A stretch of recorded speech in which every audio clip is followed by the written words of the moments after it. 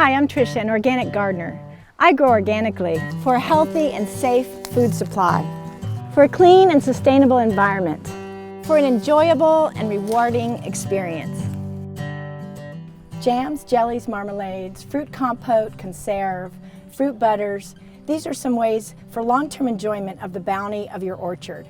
Today, we're going to make some plum jam. So what's the difference between all those different types of preserves? They all have the same basic ingredients: fruit, sugar or honey as a preservative, pectin, an acid either naturally in the fruit or added to react with the pectin to make the preserved gel. Jam, which we're making today, is made of whole fruit that's crushed or chopped and cooked until the fruit loosens shape and enough water has evaporated to make it spreadable. Sometimes jams don't need pectin to gel to the right consistency. Jelly is made with just the fruit juice filtered through cheesecloth or a jelly bag. Compote is made by slow cooking fruit in a sugar syrup. The slow cooking ensures the fruit holds its shape. Conserves are basically a jam made with multiple types of fruit, and sometimes even nuts and dried fruit are added. Marmalades are jelly with pieces of fruit rinds in it. They have a great sweet and sour flavor. Citrus peel marmalade are the most common. And fruit butter doesn't have any pectin in it, and it doesn't have any butter in it either. Fruit pulp is cooked with sugar over a long period. Basically, the consistency of a fruit butter comes from all the evaporation that happens during the slow cooking process. Before you begin, sterilize all your jars and lids and utensils. Make sure that your jam doesn't come in contact with any aluminum products. Once you've decided what kind of fruit to preserve, choose a recipe and stick with it. I like this book, Canning for a New Generation, because of the creative recipes. Make sure and stick with the instructions on your pectin package. I'm using a low sugar pectin because I don't like the amount of sugars found in a lot of traditional recipes. Start with ripe, chopped fruit. Make sure you get rid of any blemishes. If you wouldn't eat it out of hand, it shouldn't go into your preserves. You may know that plums can be time-consuming to pit. Today, I'm making jam from the very small improved French variety. Our handy little cherry pitter works really well for these. For larger varieties like the elephant heart plum, our peach pitter can be effective. And here is a fast pitting technique using a knife. I've measured out 16 cups of chopped fruit. In a large stainless steel or enamel pot, combine the fruit, water, and lemon juice.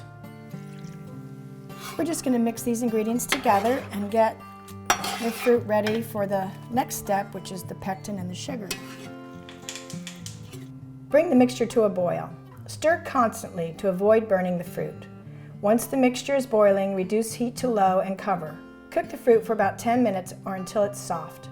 Stir occasionally. Add the sugar with the pectin and bring the mixture to a rapid boil. Once the mixture has come to a second boil, you can turn off the heat and let it sit. After cooking and stirring, you can skim off any foam that may have accumulated. My plums did not accumulate any foam. Now you can do the test, the doneness test. Smear a little bit on a pre-chilled plate, and we're going to put this in the refrigerator. Make sure that it's done. After 10 minutes, it should be jam. If not, boil another minute or two and test again. Now we're going to fill the jars. Make sure and leave about 1/4 inch from the top. Ladle the jam into the jars, leaving 1/4 inch of headspace. Wipe the lids. After filling the jars, put the orange seal around the lid. Close the jars and they're ready for the water bath. It's time to place them in the canning bath.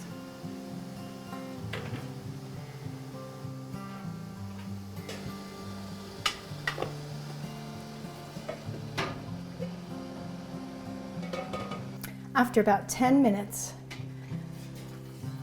in the bath, we'll take them out and we're going to let them cool. The next morning, check the seals and store the jam in a cool, dark place. When the jars have cooled down completely in a day or so, check that the vacuum in the jars is intact by releasing the levers. The lids should remain stuck to the jars. Loose lids are the result of incorrect filling, either too much or too little.